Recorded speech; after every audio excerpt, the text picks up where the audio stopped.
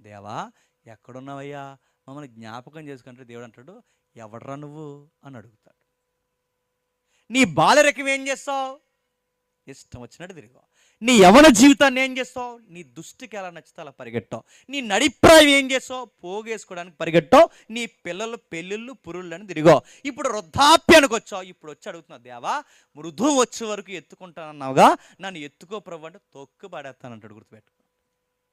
నీ జీవితాన్ని పెట్టుబడి ఎక్కడ పెట్టావు? అందుకే అడుగుతున్నాడు ఆయన. ఇదిగో లేత వయస్సు నడిప్రాయం, ఈ 2 జీవితాలు ఉండగానే కాస్త జీవితంలో ఏం చేయాలో చూడు. జీవితంలో దేవుడి కోసం చేయాలన్నా, జీవితంలో జీవితాన్ని అందంగా కట్టుకోవాలన్నా ఈ 2 అవి చూస్తుండగా అయిపోతాయి. ఆ టైంలో నీకు రకరకాల వైరాగ్యాలు వస్తాయి.